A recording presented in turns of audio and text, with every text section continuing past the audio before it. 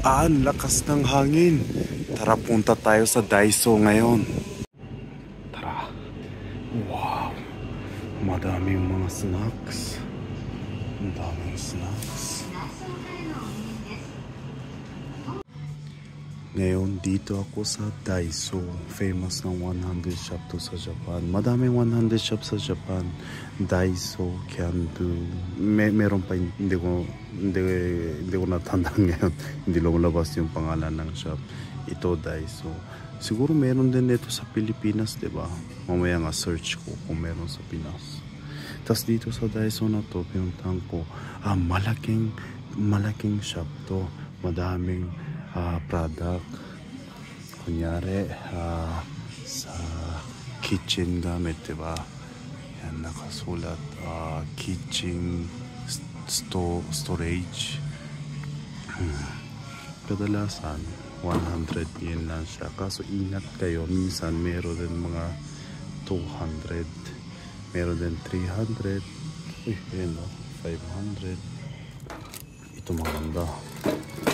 Dito kasi sa Japan yung mga Hapon umiinom ng mga tsaa. Kaya nilalagyan dito yung tsaa ng tubig. Nilalagay sa frigidaire. Frigidaire po tawag ng nakasa 300. Meron din mahal. Madaming kung ano-ano dito. Bento, lunchbox. Yan. Tapos ngayon, pipili ako dito sa Daiso sa 100 shop ng 5 klaseng magandang souvenir sa Pilipinas. Tapos, kasi madaming tao, hindi ako nakakasalita ng malaking boses. May panghugas din ng mga plato. Plato kasi 200.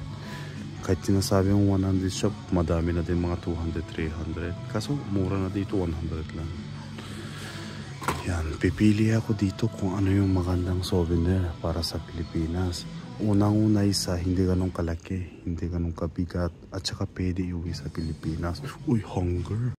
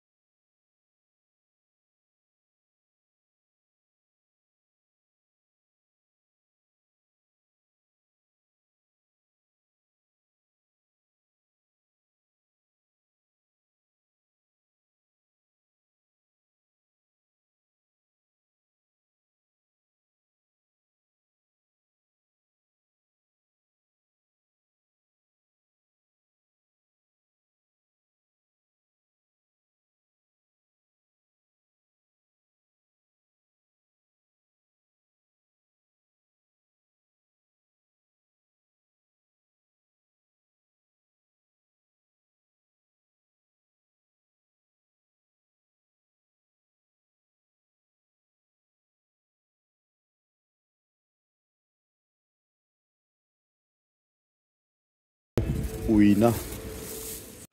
Hello po, nakauwi na ako.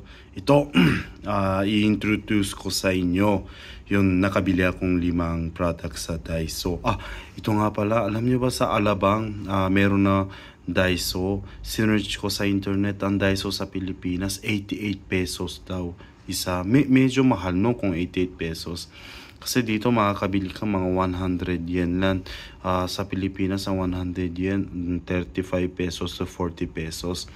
Medyo mahal siguro kung bumili dyan. Ito, entry number 1. Ochawan. Ito, 100 yen lang to. Ang gamit nito, nilalagyan dito ng kanin. Dyan. Tapos, gagamitin yung chopstick, kakainin. Sa Pilipinas, hindi uso ang chopstick, diba? Kaya siguro gamitin mga fork, tinidor. Parehas bang fork at tinidor? Spoon, ganon. Kasi okay na yan, pang souvenir, diba? Tapos nakasulat yan, mga Japanese, waratte. Ibig sabihin yan, tawa, tumawa. Diba? Ito, ayan nga, tumatawa. Ito, naite, iyak, parang umiyak nga. Okotte, angry, galit siya. Galit yung bird, Tapos, yan, fukuro. Fukuro, pangalan ng yung bird na yan. Ano ba yung bird na yan? Sabihin sa English, Tagalog. Ano siya, diba? Fukuro. Ano siya? Lumabas siya sa Harry Potter, diba? Iba yung kulay kaso fukuro yun. Fukuro. May dating daw sa'yo ng lucky. Yan, okay na yan kung 100 lang. Bago nyo iuwi sa Pilipinas niyan, balutin nyo yan na mabuti kasi baka mawasak. Yan yung entry number 1. Entry number 2, Mountain Fuji. Fujisan.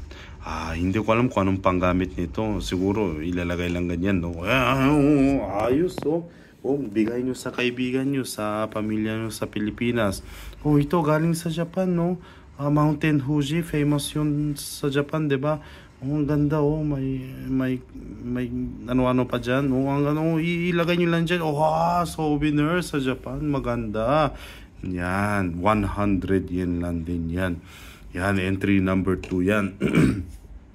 Entry number 3. Yan, Mickey Mouse. Keyring, Mickey Mouse.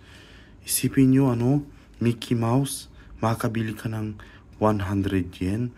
Sa Japan, uso yung, diba, Tokyo Disneyland. Kaso kung bibili ka sa Tokyo Disneyland ng souvenir ng ganito, mga siguro over 1,000 yen. Kaso kung sa Daiso 100 shop ka pumili, 100 yen lang. Kaso halata, nakasulat dito Daiso. Mahalata nang binili mo sa 100 shop. Kaso okay na din yan para tibit, diba?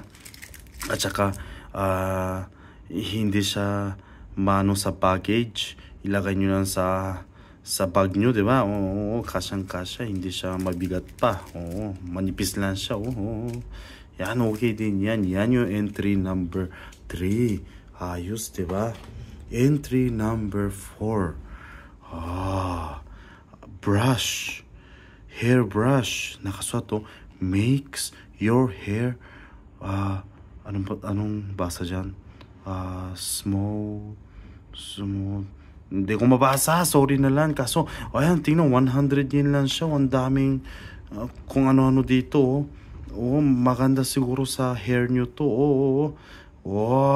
Sabi nyo, galing Japan yan. Ito, gamitin nyo para sa hair nyo, para gumanda yung buhok nyo.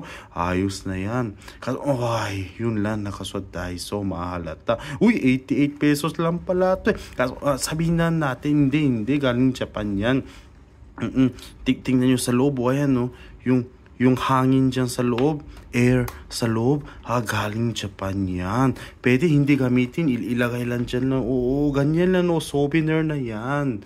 Ayos yan. Ito, entry number 5, 100 yen lang din to.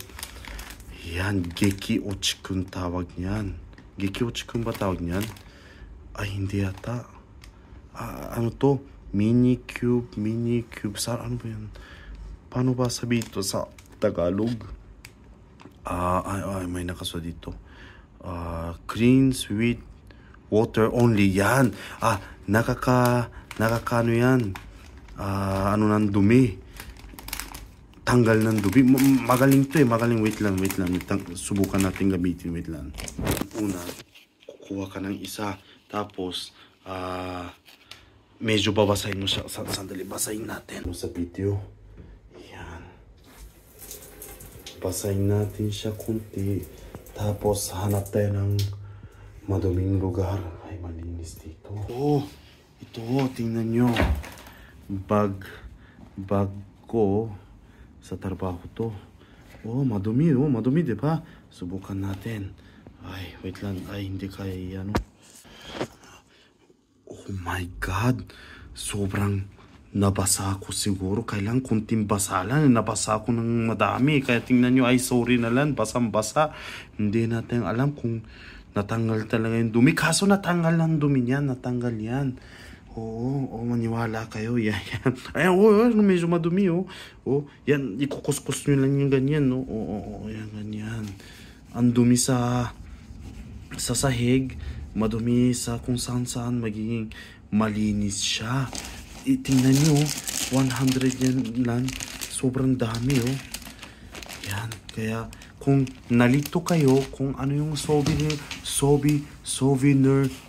nyo, galing sa Japan para sa Pilipinas, yan, subukan nyo bilihin. Lahat yan mura lang, diba? 550 yen. Ang 100 shop, 100 yen lang talaga yan.